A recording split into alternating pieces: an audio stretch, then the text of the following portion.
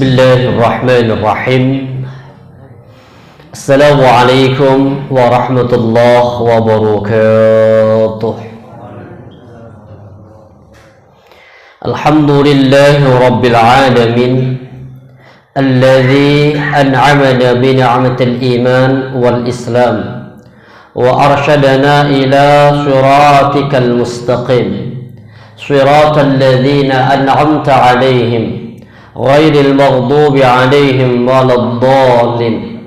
Asyhadu an la ilaha illallah wahdahu la syarika lah wa asyhadu anna Muhammadan 'abduhu wa rasuluh la nabiyya wa la rasula ba'dah.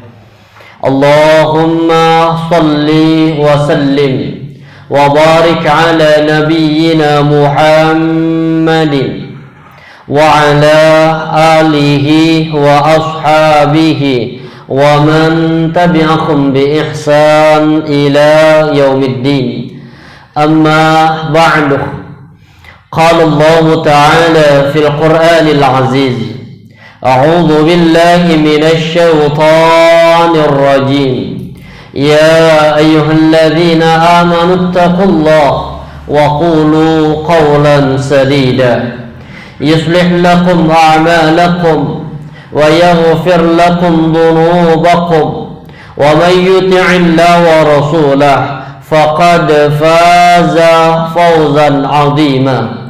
Wa qala Rasulullah sallallahu alaihi wasallam fi hadithihi, inna likulli nabiyyin hawda wa innahum yatahawna ayyuhum aghtaru waridatun wa inni arju an akun aktarahum waridatun. Sadaqallahul azim wa sadaqa rasulul karim wa nahnu ala dzalika minasy syahidin.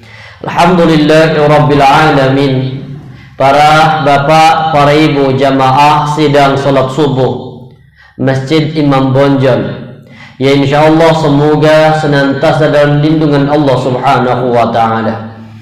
Alhamdulillah, tidak henti-hentinya kita senantiasa bersyukur kepada Allah akan semua karunia yang Allah karuniakan kepada kita, atas semua bimbingan yang Allah bimbingkan kepada kita, sehingga pada pagi hari ini Allah masih memberikan kita kemudahan untuk sama-sama melaksanakan salah satu kewajiban kita kepada Allah, yaitu salat subuh secara berjamaah.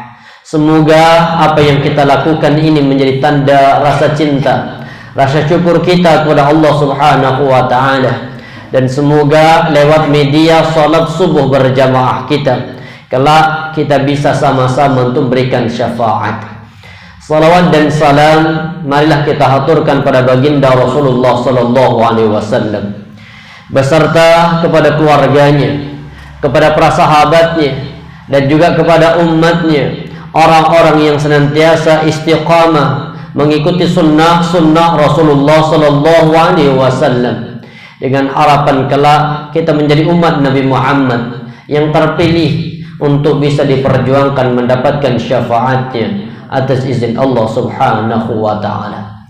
Para jamaah dirahmati Allah Subhanahu wa ta'ala, hari ini kita akan bahas masih lanjutan dari kitab tauhid kita, pembahasan tentang kesempurnaan ibadah dan kesempurnaan tauhid yang kita lakukan. Salah satunya adalah kita beriman kepada para rasul-rasul Allah Subhanahu wa ta'ala.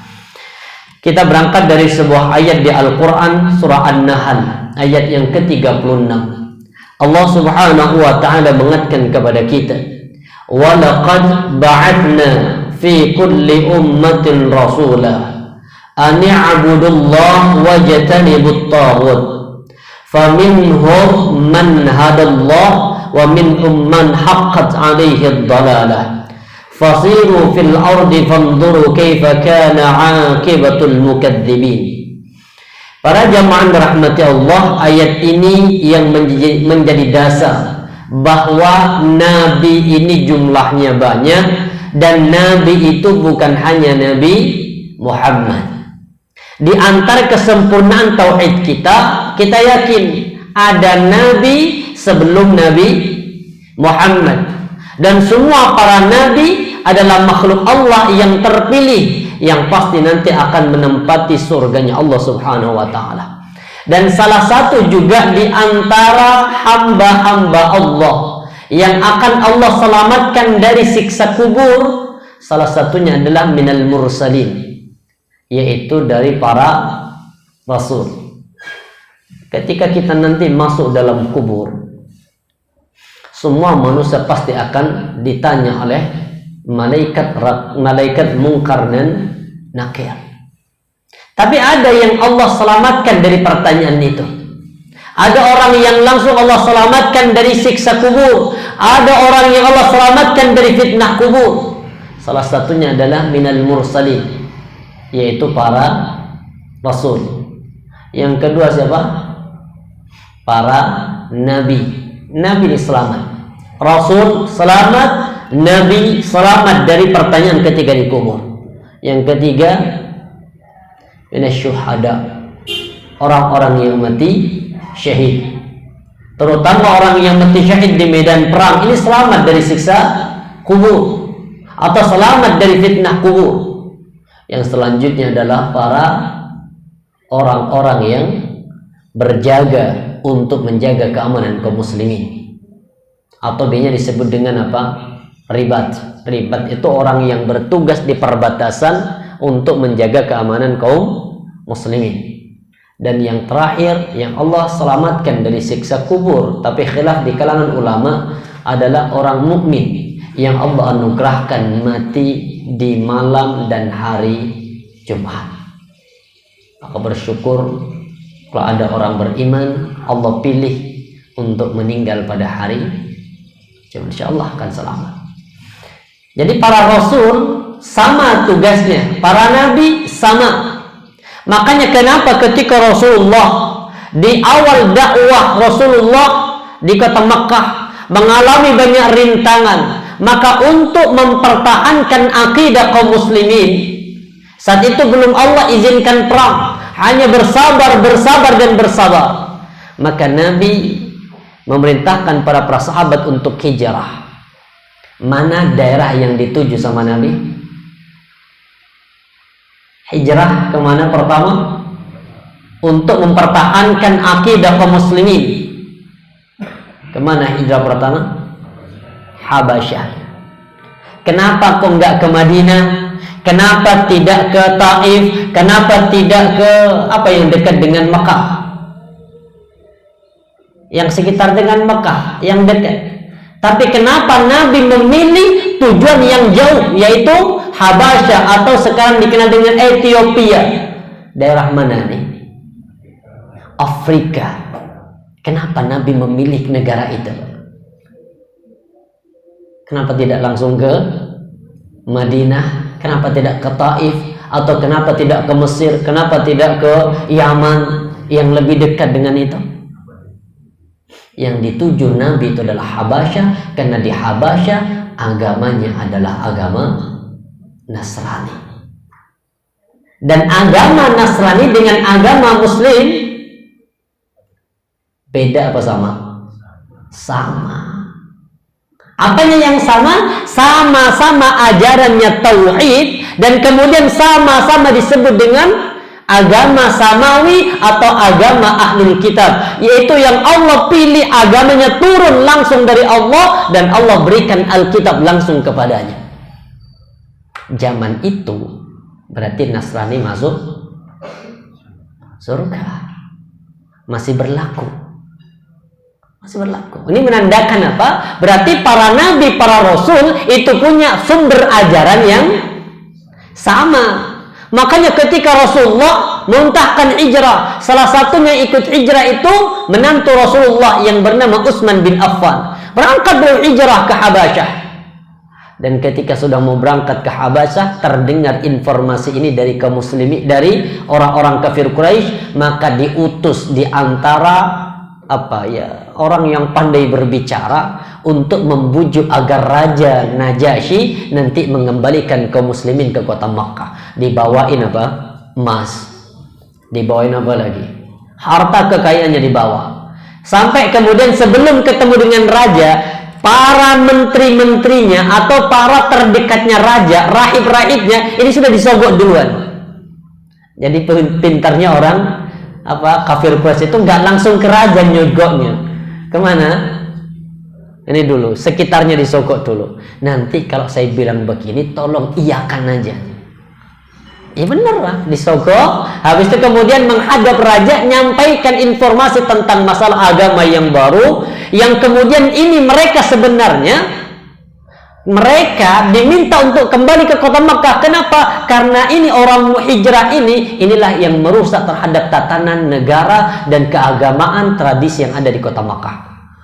Tapi hebatnya ini kalau agamanya benar, sumbernya benar, adil Raja Najasyi ini. Walaupun raja sudah disogok, kemudian para menteri juga membenarkan apa yang disampaikan oleh utusan orang kafir Quraisy. Apa katanya? Sebentar, saya harus adil. Saya tanya dulu info tentang masalah orang ini. Dipanggillah ke muslimin. Pertanyaan pertama apa? Apa pendapatmu tentang Nabi Isa? Nabi Isa dalam kaum muslimin agama Nabi kita sama. Maka dikisahkan ternyata kan beliau ini agama yang benar, sumbernya benar.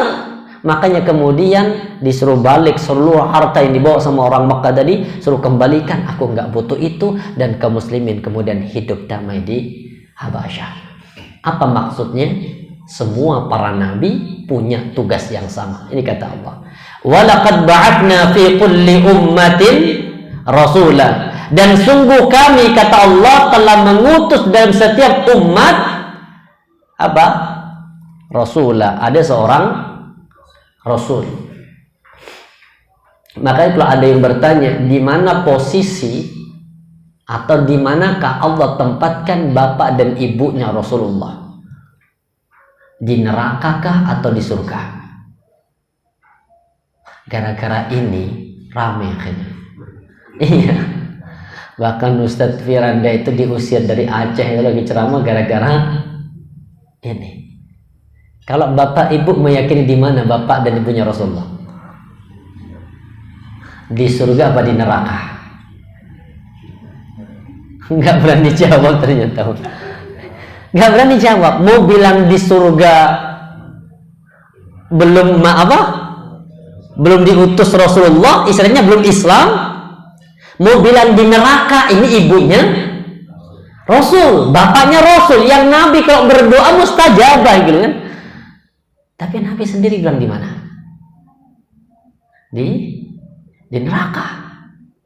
Kenapa? Karena bapak dan ibu Rasulullah tidak mengikuti agama apa yang ada di kota Mekah. Agama yang berlaku di Mekah, agama apa? Agama Hanif. Apa kata Allah? Wattaba'a millata Ibrahim Hanifa. Hanif, agama yang lurus. Agama yang lurus yang dibawa oleh Nabi Ibrahim, dilanjutkan oleh Nabi Ismail. Perjalanan Nabi Ismail ini, anaknya Nabi Ismail ada 12 anak laki-laki. Semuanya mengikuti agama yang dibawa oleh kakeknya, yaitu agama millata Ibrahim Hanifah, agama Nabi Ibrahim yang lurus. Tapi kemudian kota Makkah ini sedikit sejarahnya. Kenapa kemudian kota Makkah menjadi musyrikin? Awalnya Makkah, penduduk aslinya itu adalah Nabi Ismail. Kemudian datang dari Yaman. Ini biar tahu sejarahnya dulu. Di Yaman itu ada satu bendungan, namanya bendungan Mi'rab atau Ma'rib. Ternyata bersamaan dengan Nabi Ibrahim berangkat dari Palestina menuju ke Makkah untuk membawa istri yang kedua dengan anak yang pertama, bendungan itu ternyata jebol, runtuh bendungannya. Akhirnya kehabisan air. Para petani kehabisan air di Yaman. Maka mereka hijrah berangkat dari Yaman, tujuan utamanya ke Palestina. Ternyata di tengah perjalanan dia melihat burung yang berterbangan di langit. Itu ada tanda bahwa burung yang berterbangan di langit itu ada tandanya ada air. Akhirnya dari tujuan ke Mesir, tujuan ke Palestina, dia kemudian mencari air di situ, mendapati dua orang yang sedang duduk dan saat itu sedang menjaga air, yaitu siapa? Nabi Ismail dengan Hajar. Apa kata penduduk Yaman ini? Bolehkah? Ini penduduk Yaman disebut dengan Bani Jurhum. Bolehkah kami tinggal di sini? Kami akan bertani, sebagian dari hasil pertanian akan diberikan untuk Anda. Sedangkan engkau izinkan kami untuk memanfaatkan air ini. Diizinkan, tinggallah di situ, Bang. Nabi Ismail menikah dengan Bani Jurhum, istri pertama diceraikan, menikah lagi dengan istri yang kedua dan sebagainya. Kemudian diserang, Bani Jurhum ini diserang sama salah satu bani namanya Bani Khuza'ah.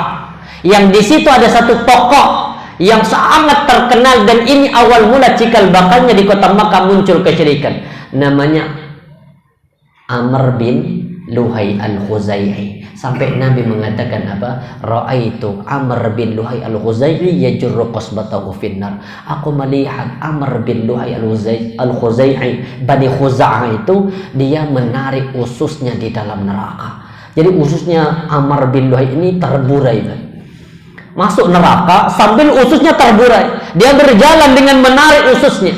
Kenapa? Karena dialah pertama kali aktor di balik musyriknya seluruh penduduk kota Makkah. Berarti semua negara, semua umat pasti Allah utus apa? Rasul. Ayatnya ini berarti zaman dirahmati Allah, ajaran-ajaran para nabi, ajaran para rasul itu pasti masih ada yang berpegang teguh dengan itu. Makanya ketika Rasulullah jadi nabi pertama, siapa yang ditanya tentang kenabian ini? Siapa? Untuk menguatkan akan kenabian Rasulullah, sama istrinya diajak menemui siapa? Pendeta. Siapa pendeta itu? Siapa namanya? Saya lupa ini. Warakah bin Nawfal. Berarti di kota Makkah itu masih ada orang yang berpegang teguh dengan kitab agama yang dilanjutkan oleh Nabi Ismail, disebut dengan millata Ibrahim Hanifah. Dan ini zaman dirahmati Allah yang menekankan bahwa semua para nabi, semua para rasul Allah utus. Dan di situ ada kaum, pasti di situ ada penyeru untuk mengajak kepada Allah Subhanahu wa taala. Jadi tidak ada alasan lagi kalau nanti ada orang, kenapa nggak menyembah Allah? Loh, nggak ada rasul yang diutus ke kami. Contoh kayak sekarang. Mungkin masih ada satu, kalau di Indonesia mungkin insya Allah sudah nggak ada ya, daerah pedalaman yang mereka punya tradisi dengan tradisinya sendiri, punya ibadah-ibadahnya sendiri. Kalau mereka tidak mengenal Allah, tidak mengenal Rasulnya, mati masuk surga atau masuk neraka? Kan nggak kenal Islam, nggak ada ajaran yang sampai ke situ. Maka Allah jelaskan di surah Al-Isra itu, wa ma kunna mu'adzibina hatta nab'atha rasulah. Dan kami, kata Allah, tidak akan pernah mengadab satu kaum yang di situ kami belum utus seorang rasul. Dari hadis, dari dalil ayat inilah yang kemudian menempatkan bapak dan ibu Nabi Muhammad di dalam surga. Orang yang meyakini menggunakan dalil ini. Tapi kan juga bisa terbantahkan dengan hadis Nabi yang Rasulullah mengatakan begitu juga bapakku berada di dalam neraka. Tapi pada zaman rahmati Allah kita nggak bahas itu. Tapi intinya kita bahas bahwa apa? Ada Rasul. Dan apa tugas Rasul? Semua Rasul tugasnya sama. Apa itu? Ani'abudullah wajatanibut tagut. Tujuan tugasnya Allah mengutus seorang Nabi dan Rasul sama, yaitu mengajak semua umatnya agar menyembah hanya Allah satu-satunya, wajatanibut tagut, dan kemudian menghindarkan diri kita dari sesembahan-sesembahan selain Allah Subhanahu wa taala. Tapi di sini apa gambarannya kata Allah? Faminhum man hadallah wa minhum man haqqat 'alaihi dhalalah. Setiap Allah utus para nabi, setiap Allah utus para rasul, itu ada yang Allah berikan hidayah dan ada yang di antara mereka masih tetap di dalam kesesatan. Tentang urusan hidayah itu hanya Allah yang berhak. Kita nggak boleh memaksa seseorang. Sampai bahkan Allah katakan la iqraha fid din. Nggak boleh orang Nasrani kata aja ayo surga, masuk Islam, nggak boleh. Tapi kalau sudah masuk Islam baru wajib untuk dipaksa. Apa bentuknya kita wajib dipaksa? Ya wajib sholat, wajib menutup aurat, wajib zakat, wajib puasa. Ini kalau sudah masuk Islam. Tapi kalau mereka tidak masuk Islam, kita berpuasa, orang Nasrani mau makan di jalan, silahkan, nggak boleh kemudian kita apa? Larang. Mereka mau ibadah ke gereja, silahkan, selama tidak mengganggu yang disebut dengan apa? Kafir dhimmi. Kafir itu ada dua, ada kafir dhimmi, ada kafir harbi. Kafir harbi inilah yang diperangi. Harb yaitu kafir yang memerangi kaum muslimin. Sedangkan kafir dhimmi, kafir yang tinggal di negara muslim, di situ wajib untuk dilindungi. Baik. Dan apa perintahnya? Ini Bapak, makanya yang punya duit sering-sering rekreasi. Ini sunnah. Ini fasiru fil ardh. Banyak apa? Traveling, banyak jalan-jalan, banyak rekreasi. Ini sunnah emang, perintah Allah ini. Makanya para istri ini tolong diingat, ajak suaminya rekreasi, ya. Foto ayatnya, nah yang ini aja, fasiru, ya fasiru. Kemana rekreasi? Rekreasi itu tujuan utama di sini. Allah berikan batasan kemana? Fanzuru kaifa kana aqibatul mukadzibin. Rekreasi kemana? Ke tempat-tempat yang dulu ditempati oleh orang-orang sebelum kita, yang mereka tetap di atas kesesatan dan mereka tetap di atas apa? Kedustaannya, maka Allah hancurkan mereka. Kemana rekreasi yang paling pas? Pertama, Palestina. Di situ banyak para nabi dan rasul yang sebelumnya punya kaum yang kaumnya Allah binasakan. Kemana lagi? Mesir. Di situ ada satu raja yang zalim, namanya Fir'aun. Yang sampai Allah katakan, "Falyawma nunajjika bi badanika." Hari ini Fir'aun, aku selamatkan badanmu. Makanya sampai sekarang Fir'aun masih utuh. Allah yang menjamin itu. Datang ke sana, lihat, ini dulu yang ngaku Tuhan, tiba mati juga. Jadi jangan rekreasi batu, tidak ada perintah di batu. Mana lagi? Wacina, apa mana wacina? Gak ada bang, gak ada bekas dari sejarah adanya para nabi dan rasul yang didustakan. Dengan kedustaan itu Allah murka dan Allah kemudian mengadabnya. Karena rekreasi juga ke Yordan, di situ banyak sejarah.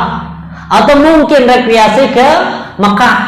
Di Mekah ada satu daerah di dekat Armina itu, Arafah, Mina sama Muzdalifah itu kan. Di situ ada satu tempat yang saat itu biarkan begitu saja. Di situ ada tanah yang dulu Allah mengadab penduduknya, yaitu penduduk namanya apa? Abraha dan bala tentara yang berangkat dari mana nih? Yaman. Berangkat dari Yaman untuk menghancurkan Ka'bah. Sampai di situ Allah binasakan. Makanya tanah yang Allah binasakan penduduknya itu tanah yang tidak boleh dimanfaatkan apanya. Biarkan saja. Bahkan kalau berjalan di situ disuruh percepat. Kenapa? Karena disitulah Allah mengadab kaum yang sebelumnya.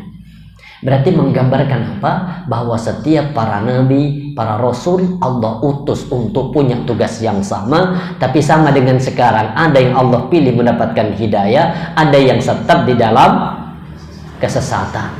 Tapi alhamdulillah kita menjadi umat Nabi Muhammad. Kenapa umat Nabi Muhammad itu tidak akan dibinasakan oleh Allah secara langsung? Karena itu berkat doa Nabi. Makanya kalau nanti ibu ke Madinah, di situ ada masjid kecil. Ya, kalau di sana memang simbol peristiwa-peristiwa besar itu disimbolkan dengan masjid. Ada namanya masjid Ijabah. Disitulah Rasulullah berdoa kepada Allah yang doanya kemudian mustajabah. Ada 3 doa yang Nabi ucapkan, 2 mustajabah, yang 1 dipending oleh Allah Subhanahu wa taala. Kemudian ayat Al-Baqarah 285. Ini sama, masih perintah untuk beriman kepada para rasul. Karena kesempurnaan iman kita wajib percaya dengan adanya para nabi, wajib beriman dengan adanya para rasul sebelum Nabi Muhammad sallallahu alaihi wasallam. Di surah Al-Baqarah, "Amana ar-rasul bima unzila ilaihi min rabbi wal mu'minun kullun amana billahi wa malaikatihi wa kutubihi wa rusulih." Berarti tanda iman seseorang itu beriman kepada Allah, beriman kepada para malaikat. Sudah kita bahas alam malaikat. Wa kutubihi, beriman kepada para kitab-kitabnya. Sudah kita bahas iman kepada kitab-kitab Allah. Terakhir kita bahas iman kepada kitab Al-Quran. Dan ini wa rusulihi, dan juga beriman kepada para rasul. Dan ini yang perlu digarisbawahi, Pak. La nufarriqu baina ahadin mir rusulih. Apa maknanya? Tidak boleh membeda-bedakan antara para nabi dengan nabi yang lain. Kan ada istilahnya nabi besar, berarti ada nabi kecil. Kan sering gitu selawat kepada Nabi besar Muhammad sallallahu alaihi wasallam. Pertanyaannya, yang besar apanya?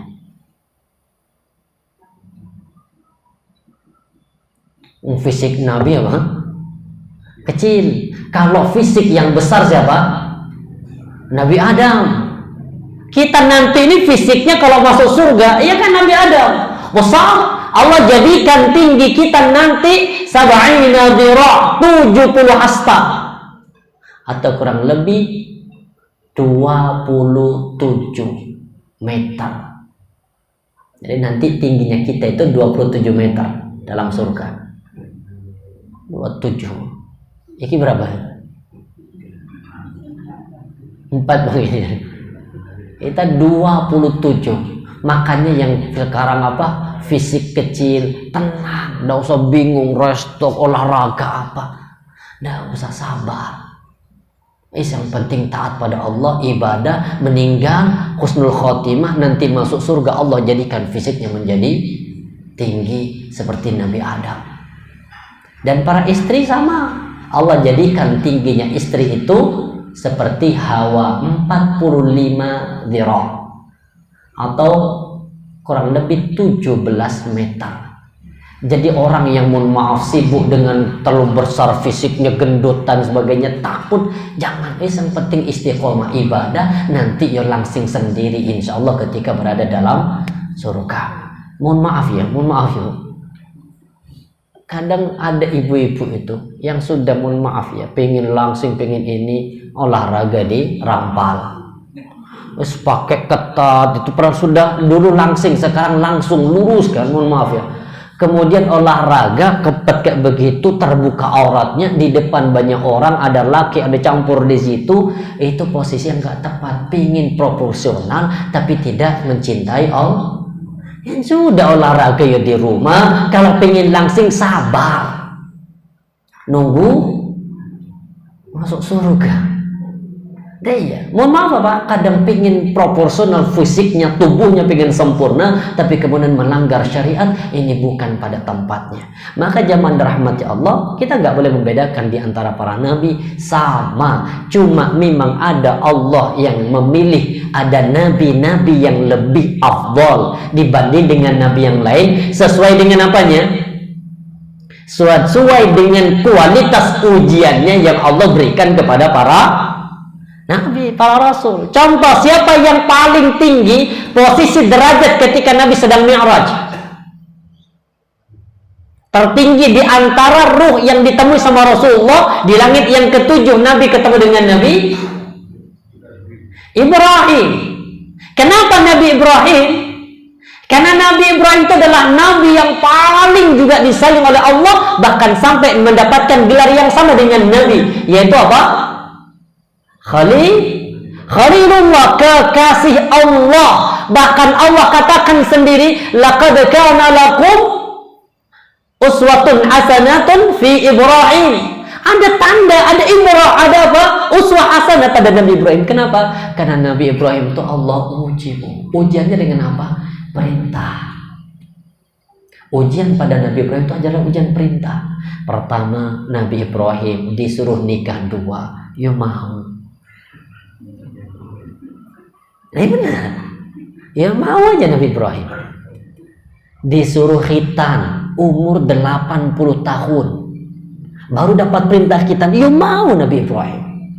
Disuruh apa? Hijrah bersama dengan istri dari Palestina ke Mekah. Nabi Ibrahim mau. Disuruh meninggalkan istrinya. Nabi Ibrahim mau. Disuruh mengorbankan jiwanya.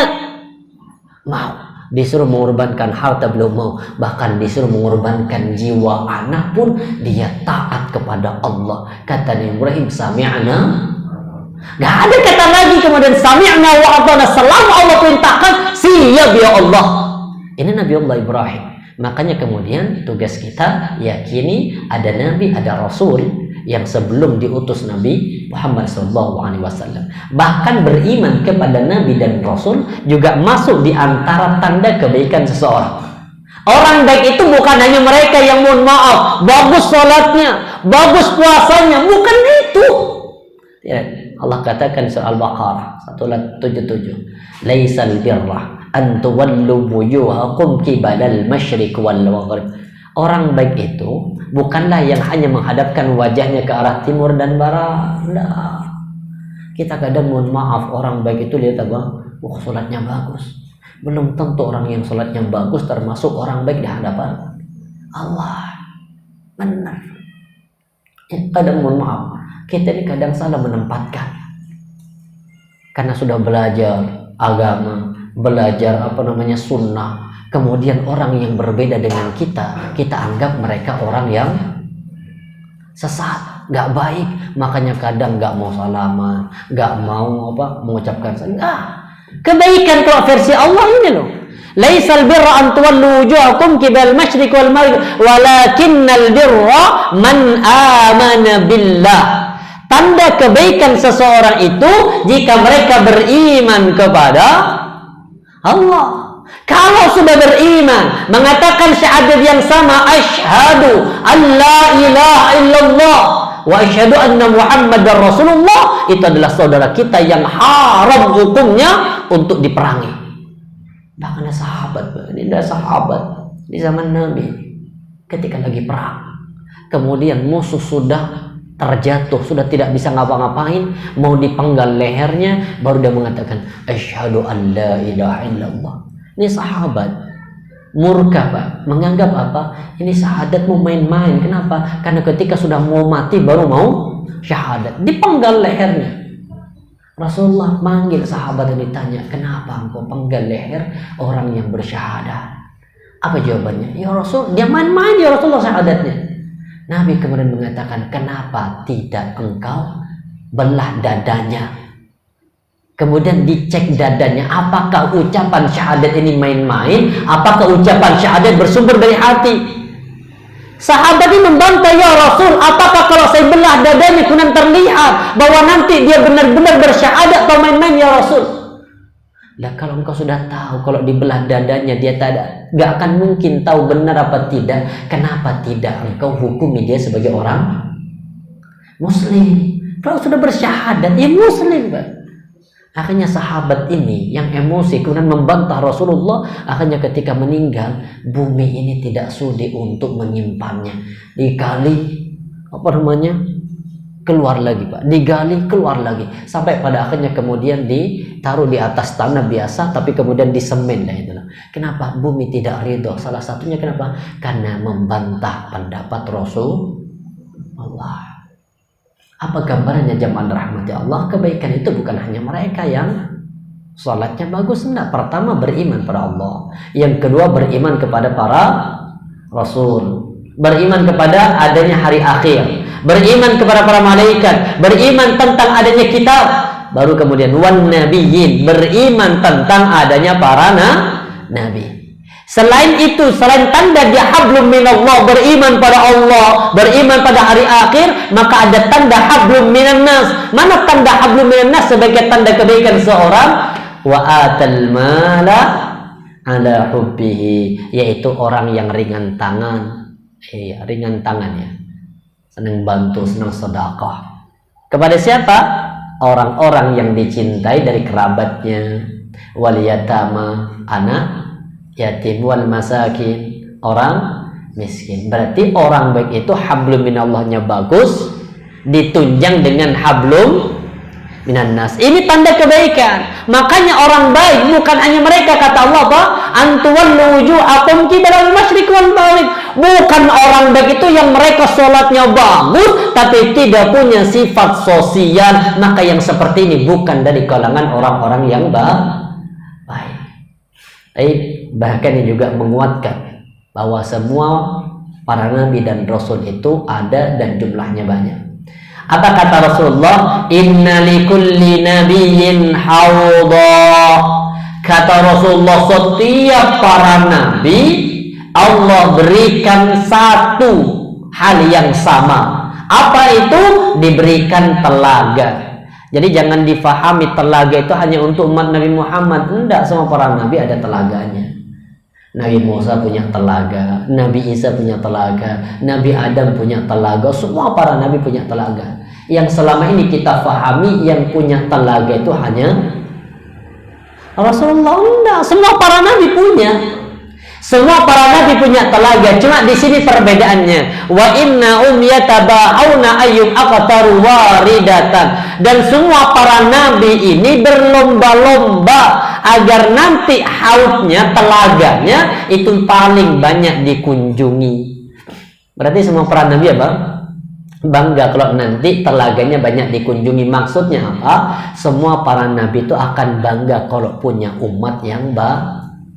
Makanya Nabi, ada sahabat yang datang pada Nabi, ya Rasulullah, izinkan saya menikah ya Rasul dengan wanita ini. Kemudian sahabat ini mengatakan, tapi ini mandul ya Rasul. Apa kata Rasulullah? Jangan. Karena dia sudah cinta mati, Pak. Datang lagi pada Nabi, izinkan saya menikah dengan ini ya Rasulullah. Kalau bahasa kita itu apa? Saya nggak bisa hidup tanpanya. Kan lebay, Pak. Kata Nabi, jangan. Sampai 3 kali Rasulullah mengatakan. Kenapa Nabi melarang sahabat menikah dengan wanita ini? Karena wanita ini posisinya mandul. Maka muncul sebuah hadis, tazawwadul waluda wal wadud. Kata Nabi, nikahi orang-orang yang punya sifat penyayang dan nikahi orang-orang yang punya anak banyak, yang produktif. Kenapa? Karena aku, kata Rasulullah, akan bangga dengan jumlah kalian yang banyak kelak pada hari kiamat. Berarti di sini Nabi berlomba-lomba dan Nabi berharap yang paling banyak mengunjungi telaga Rasulullah itu adalah umat Nabi Muhammad. Dan kita nanti nggak bisa datang ke telaganya Nabi Isa. Datang antri, bukan sopo kan gak enak. Kita antrinya di mana? Di telaga setiap para nabi ada umatnya. Umatnya itu akan antri di situ, dan semua yang menjaga telaga itu siapa? Para nabi. Ustaz, berapa umat Nabi Muhammad? Ya banyak. Saat ini aja yang hidup berapa? Apa telaganya apakah cukup?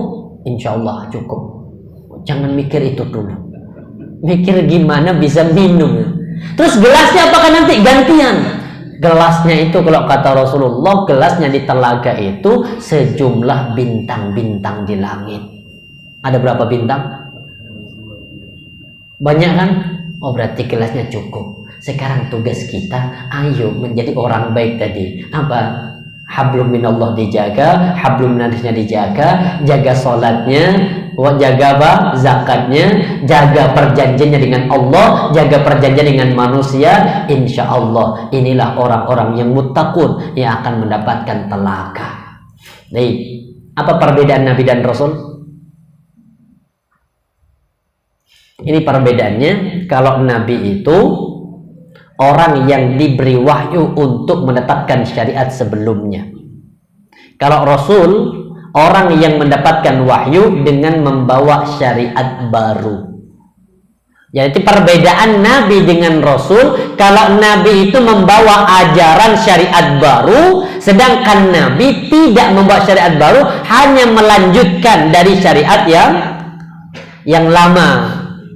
Jadi kalau nanti contoh Nabi Isa, Nabi apa Rasul? Nabi dan Rasul. Kemudian Nabi Isa membawa syariat. Apa syariat yang dibawa sama Nabi Isa? Injil. Berarti selama belum ada Nabi lagi setelah Nabi Isa, itu berarti Injil berlaku. Berapa jarak dari Nabi Isa ke Rasulullah? Dari adanya Nabi Isa di Palestina, kemudian Allah utus Nabiullah Muhammad di kota Mekah, jaraknya ini 570 tahun. Berarti 570 tahun lama, Pak. Berarti ajaran yang berlaku saat itu untuk ajaran Nabi Isa selama 570 tahun. Baru Allah utus Nabi Muhammad. Berarti apa kalau sudah diutus? Nabi membawa syariat baru. Karena ini Nabi dan Rasul. Apa syariatnya? Allah turunkan Al-Quran. Apa tugasnya Al-Quran? Musaddiqan lima baina yadayya. Al-Quran ini membenarkan ajaran yang ada di depan kalian. Maksudnya apa? Berarti kalau sudah ada Rasulullah bawa ajaran Al-Quran, berarti kitab yang sebelumnya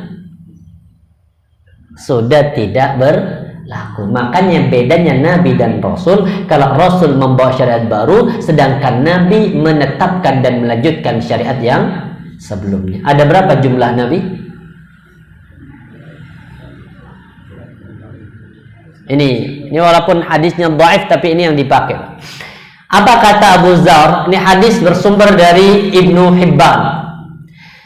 Kemudian qala ya Rasulullah kamil anbiya. Berapa jumlah para nabi ya Rasul? Qala mi'atu alfin wa ishruna alfa.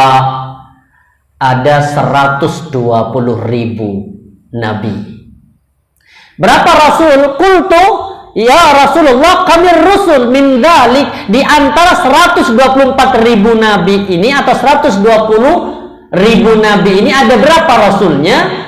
Maka Nabi mengatakan salatu mi'atin wa talata asyara jamma ghafira. Ada kurang lebih 300 berapa? 313 orang. Salatu asyara 313. Atau pendapat yang kedua. Kalau pendapat yang kedua ini bersumber dari Ibnu Katsir, dia kata sama Ibnu Katsir, qultu ya Rasulullah kan wafa addatu al-anbiya. Berapa jumlah para nabi semuanya? Mi'atu alfin wa arba'atu wa ishruna alfa. 124.000 nabi. Rasulnya berapa? 315. Berarti bukan sebagaimana yang kita tahu berapa? 25. Kenapa kok hanya 25 yang kita tahu? Ini jawabannya, Pak. Di surah An-Nisa ayat 164. Wa rusulan qad qasasnahum 'alaik. Dan rasul-rasul itu yang telah kami utus kepada kalian, qad qasasnahum, sungguh kami telah kisahkan mereka. Min qablu wa rusulan lam naqsushum 'alaik, dan sebagian dari para rasul tidak kami kisahkan di antara kalian. Berarti di Al-Qur'an itu kenapa hanya ada 25 nabi? Kenapa yang kita kenal hanya 25 nabi? Karena yang disebutkan namanya di Al-Qur'an itu hanya ada 25. Berarti antara yang dikisahkan dengan yang tidak dikisahkan lebih banyak yang tidak dikisahkan. Berarti kita yakin ada nabi, ada rasul. Ini syarat keimanan seseorang. Apa tugasnya para nabi dan rasul? Insya Allah pertemuan selanjutnya akan kita bahas. Dan nanti terakhir, setiap para nabi itu punya musuh. Baru kita akan kisahkan sedikit nabi ini musuhnya siapa dan apa endingnya nabi ini dengan siapa. Salah satunya ada Nabi Adam. Siapa musuhnya Nabi Adam? Iblis. Ada Nabi Ibrahim. Siapa musuhnya? Namrud. Ada Nabi Musa, musuhnya Fir'aun. Ada Nabi Muhammad, musuhnya Abu. Ya kan, Abu Lahab, Abu Jahal, awal-awal Abu Sofyan. Nah, ada Habib Rizik, musuhnya siapa? Abu. Maksudnya apa? Dari kisah ini, setiap para nabi ada musuh, setiap umat nabi juga pasti ada musuh. Musuhnya banyak, bisa dari kalangan apa? Syayatinal in. Pertama dari setan-setan yang berwujud manusia, ada setan-setan yang berwujud jin. Ini musuh-musuh. Insyaallah pertemuan selanjutnya akan kita bahas. Semoga Allah senantiasa memberikan kita hidayah, dan semoga semakin kita belajar tentang tauhid ini, kekuatan tauhid kita semakin meningkat, karena puncak dari keimanan seseorang ketika tauhidnya sempurna. Subhanakallah bihamdika, asyhadu an la ilaha illa anta, astaghfiruka wa atubu ilaik. Assalamualaikum warahmatullahi wabarakatuh.